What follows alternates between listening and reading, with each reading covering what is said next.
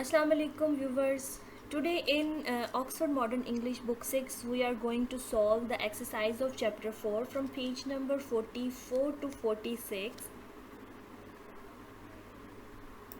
So let's start solving the exercise. Let me zoom the page. So on page number 45,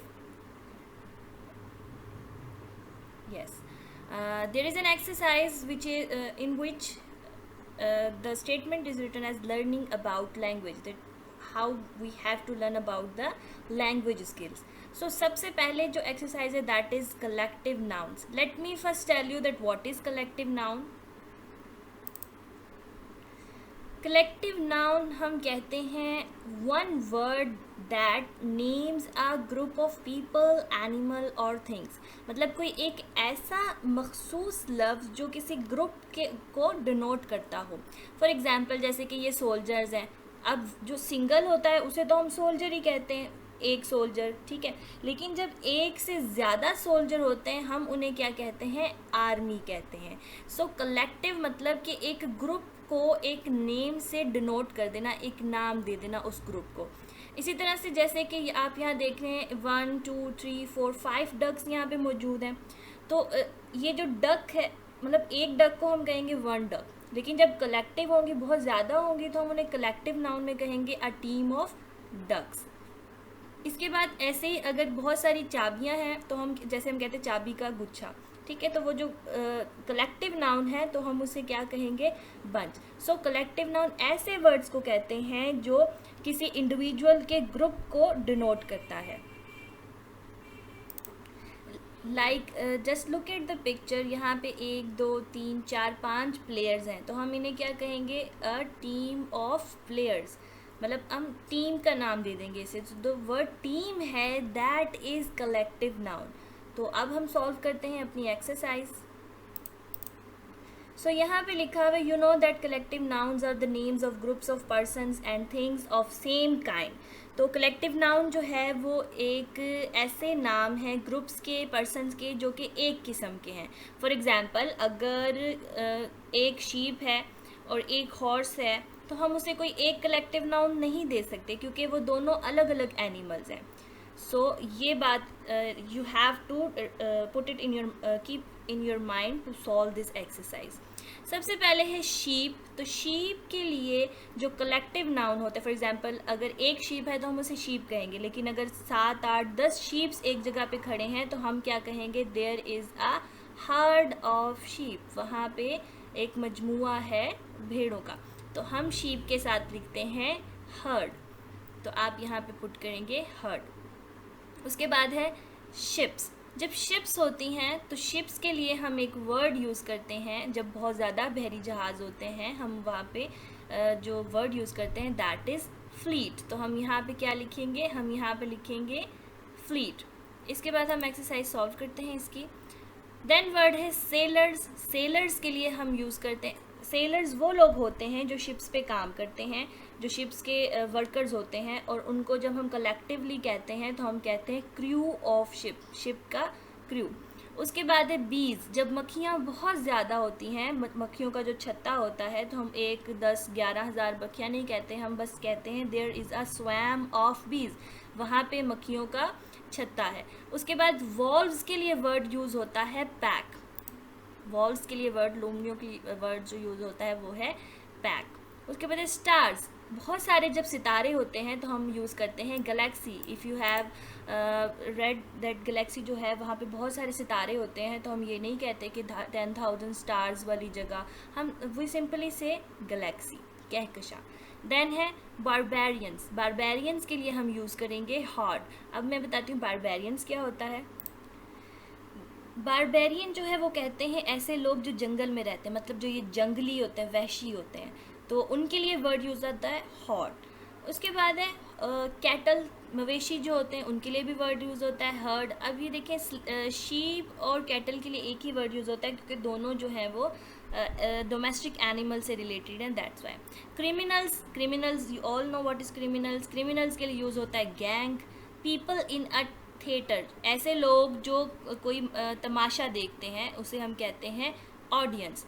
then है directors के लिए use होता है word board, musicians के लिए यूज़ होता है ऑर्केस्ट्रा, फ्लावर्स के लिए यूज़ होता है बंच। अगर हम यूँ कहें कि she gave me a bunch of flowers, उसने मुझे फूलों का गुलदस्ता दिया, तो फ्लावर्स के लिए हम यूज़ करते हैं बंच। उसके बाद जब हम कोई भी 11 फुटबॉलर्स हों या 12 क्रिकेट प्लेयर्स हों एक्सेट्रा, सब के लिए यूज़ होता है टीम।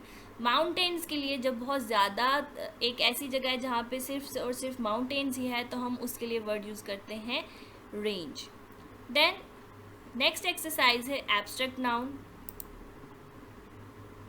इसके बाद एक्सरसाइज जो है that is abstract noun. Abstract nouns जो है वो ऐसे नाम या ऐसे स्टेट्स को कहते हैं जो ऐसी क्वालिटीज़ को कहते हैं जो लोगों में नज़र आती। आपको सिंपल वर्ड में बताते हैं दैट एब्स्ट्रैक्ट नाउन क्या है। एब्स्ट्रैक्ट नाउन एक ऐसा नाउन है जिसे हम सिर्फ महसूस कर सकते हैं, छू नहीं सकते।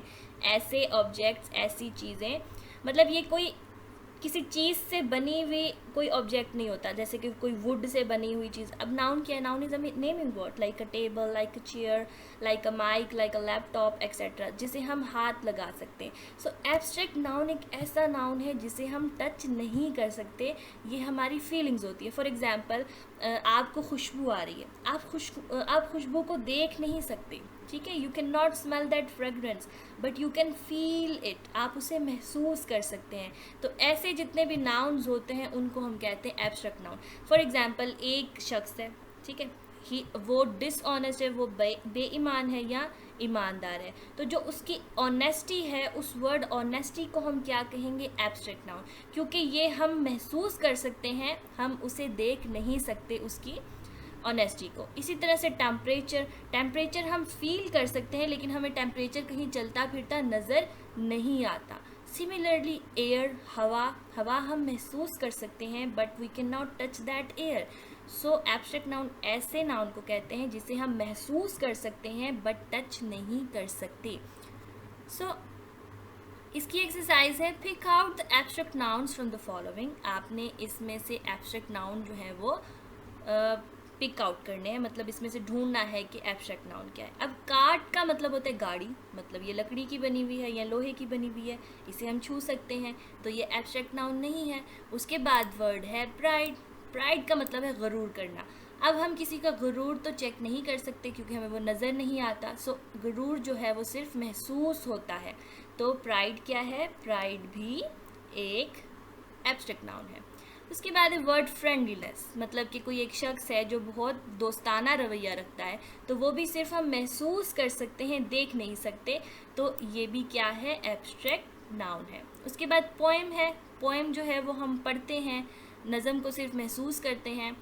इसमें जो है वो एब्स्ट्रैक्ट नाउन में आ भी सकता है और नहीं भी आ सकता। Let's find out is it abstract noun और not. Yes, this is not an abstract noun because वो हमें लिखी हुई नज़र आती है, सो ये एब्स्ट्रैक्ट नाउन नहीं है। देन है लाइटनेस मतलब कि मगर एक शख्स है जो बहुत ज़्यादा पोलाइट है, उसके अंदर मतलब उसकी तबीयत जो है वो बहुत नरम है, सो हम इसे भी एब्स्ट्रैक्ट नाउन कहेंगे। देन है विक्ट्री, जीत भी हम महसूस करते हैं, जीत को हम देख नहीं सकते, सो इस वजह से यहाँ ये भी क्या है? एब्स्ट्रैक्ट नाउन है। देन है वर्ड पीस, अमन महसूस करना, ये भी महसूस करते हैं, so it's abstract noun. Then है मशीन, सो मशीन्स जो है वो हम हाथ लगा सकते हैं, देख सकते हैं, इस वजह से ये भी एब्स्ट्रैक्ट नाउन नहीं है। Then form abstract nouns from the following adjectives. अब ये जो नीचे दिए गए एडजेक्टिव्स हैं, इनमें से हमने एब्स्ट्रैक्ट नाउन बनाने हैं। Let's find out what is adjective. Adjective क्या होता है? एडजेक्टिव ऐसे वर्ड को कहते हैं जो किसी नाउन और प्रोनाउन की क्वालिटी या डिसक्वालिटी के बारे में बताता है। For example, Jane is a girl, Jane एक लड़की है, जेन नाउन हो गया ना, एक नेमिंग वर्ड हो गया। अगर हम यहाँ लिखिए जेन is a clever girl, Jane एक चालाक लड़की है, तो जो वर्ड क्लेवर है, क्योंकि वो बता रहा है कि वो जो नाउन है, वो जो लड़की है वो किस तरह की है, वो बेवकूफ़ है या चालाक है, ये उसकी क्वालिटी बता रहा है। So that word which describe the quality of noun is called adjective. तो यहाँ पे जो वर्ड क्लेवर है वो क्या कहलाएगा? एडजेक्टिव कहलाएगा।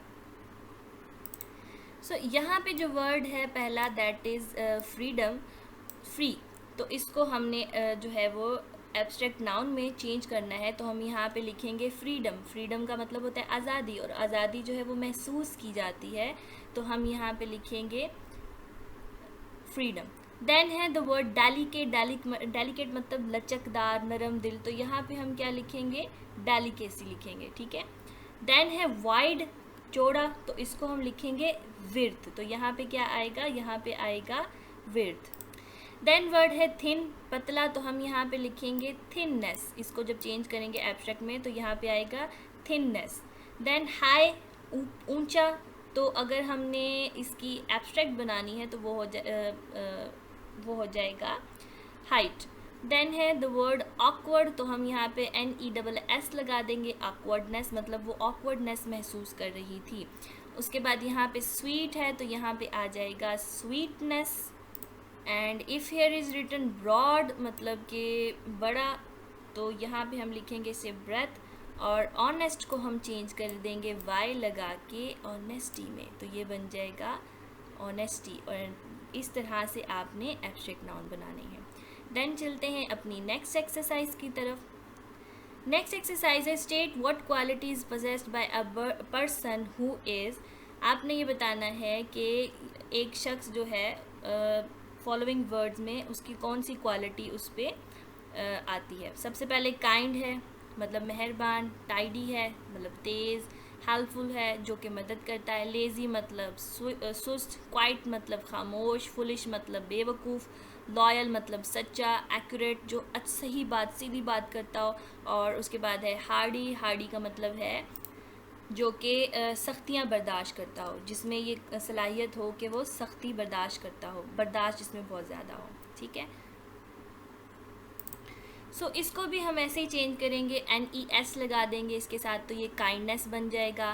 देन ये वाला वर्ड जो है ये टाइडी है, तो टाइडीनेस बन जाएगा। यहाँ पे हेल्पफुल जो है वो हेल्पफुलनेस में, लेज़ी जो है वो चेंज हो जाएगा लेज़ीनेस में, क्वाइट जो है वो चेंज हो जाएगा क्वाइटनेस में, फुलिश चेंज हो जाएगा foolishness, and so on. Loyal, loyalty, accurate, accuracy, और हार्डी जो है वो हार्डीनेस में चेंज हो जाएगा। ये क्वालिटीज़ जो हैं वो बन जाएंगी और ये एब्स्ट्रैक्ट नाउन में चेंज हो जाएगा। देन है वर्ब्स। वर्ब्स ऐसे वर्ड्स जो डिस्क्राइब करते हैं कोई action, like a boy is walking, वो वर्ब है। अ बॉय इज़ ईटिंग, खाना खाना, वो वर्ब है। लाइक आप वीडियो देख रहे हो, that is verb. I am speaking, मैं बोल रही हूँ, दैट इज़ वर्ब। वर्ब जो है वो डिस्क्राइब करता है एक्शन को। अब आपने इन सारे सेंटेंसेस को गौर से पढ़ना है और इसमें जितने भी वर्ब्स हैं उनको पुट आउट करना है, जितने भी एक्शन है। For example I will solve you 1 और 2 सेंटेंसेस फॉर यू।